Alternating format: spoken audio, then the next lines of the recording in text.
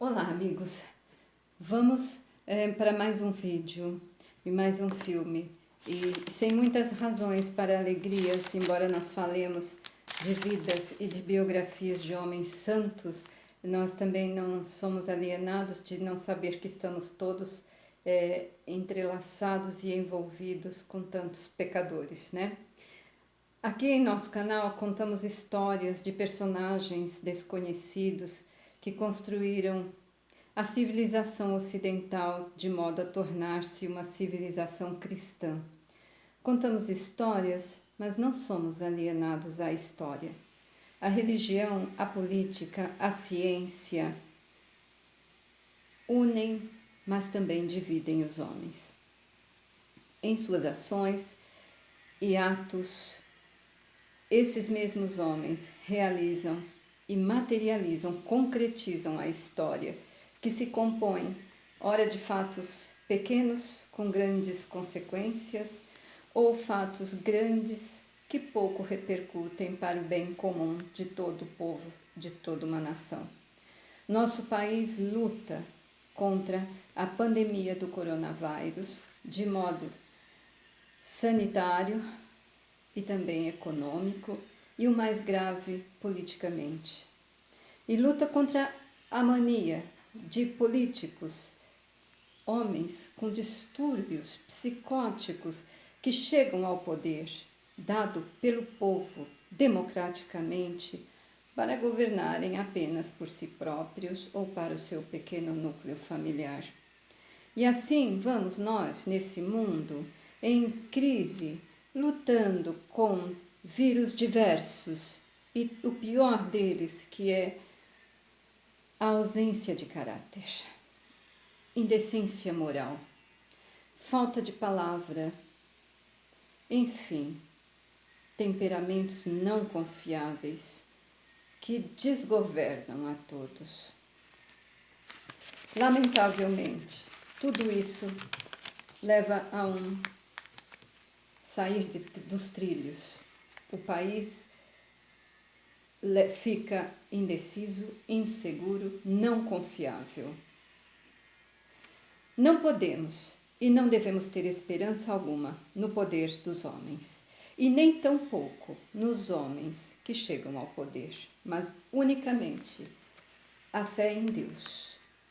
E nesse teatro todo, contar com a intervenção divina e o nosso bom senso em saber lidar ou driblar o nosso dia a dia diante de tanta pandemia, de tanta psicopatia. Entre santos e pecadores, escolhemos os santos e vamos nos esforçando na luta por sermos mais santos, visto que pecadores todos somos. E o santo de hoje é um santo que, falando da classe política, ele foi senador. Difícil achar, né? Mas tem. Como eu disse, a construção da civilização cristã dos primeiros séculos até chegarmos a hoje como civilização cristã se deve a homens como este também. Hoje vou me prolongar um pouco mais, e triste, meu coração triste com a saída do ministro Moro do ministério. Lamentamos aqui profundamente. Desde ontem à noite que rezo por ele. E vamos torcer para que ele, se tiver de voltar ao cenário político, que ele volte bem e firme, e que parece que ele é. Um homem honrado. Santo Apolônio, vamos a Santo Apolônio. Santo Apolônio, mártir, do início do primeiro século, final do primeiro século, começo do segundo. Ele faleceu no ano de 184. A data exata do seu nascimento aqui não consta. Apolônio, senador romano, no tempo do imperador Cômodo, no ano de 108 apareceu. Gozava de elevadíssima reputação na cidade dos Césares, devido à cultura intelectual admirável admirável eloquência e finíssimo trato que o distinguiam. A leitura da Sagrada Escritura, a audição da palavra explicada e as conferências que teve com o Papa Eleutério levaram-no a abandonar as superstições de uma religião falsa e pedir o santo batismo. Uma vez cristão, tornou-se instrumento valioso da propaganda da religião de Cristo entre os compatrícios. Pelo exemplo e a palavra, conduziu muitos ao redil do divino pastor. Se bem que Cômodo não perseguisse os cristãos, até lhes desse provas de simpatia, existia em vigor uma lei anterior, segundo a qual era condenado à morte o cristão que, acusado de professar a religião, se negasse a abandoná-la. O juiz Perennis, penalizado por ver arrastado ao tribunal membro tão distinto da sociedade, nem por isso podia deixar de convidar Apolônio a abjurar o cristianismo. Apolônio, por sua vez, aproveitou a ocasião para proferir belíssima defesa de sua religião no fórum, mostrando à Assembleia, numerosíssima, a falsidade do paganismo e a impiedade do culto idólatra. Suas palavras calaram profundamente nos espíritos dos assistentes e ninguém teve um gesto de réplica. Perennis, porém, temendo qualquer reação ou protesto, se absolvesse o denunciado, propôs a Apolônio renunciar por mera formalidade às doutrinas cristãs, garantindo-lhe toda a liberdade de consciência em tal assunto. Apolônio repeliu o conselho. Admiro-me, disse ele ao juiz, como tendo ouvido minha argumentação irrefutável, ainda podes fazer-me tal insinuação? Sou cristão, não só de palavra, mas de fato, e maior desejo não nutro a não ser este, de derramar o meu sangue em testemunho de minha fé. Ainda, em termos eloquentes e persuasivos, exortou ao juiz e aos senadores a aceitarem a religião cristã, única, verdadeira e capaz de abrir as portas da eterna felicidade.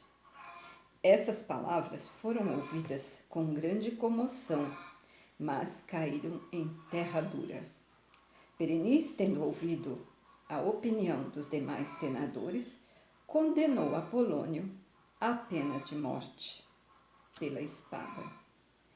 Ao ouvir esta sentença, Apolônio deu graças a Deus em alta voz, confessando-se publicamente cristão e que, como tal, queria viver e morrer. Apelou ainda para todos, para que lhe seguissem o exemplo e tratassem da salvação da própria alma. A morte do mártir Apolônio ocorreu em 184. E assim, vamos para as reflexões de Santo Apolônio.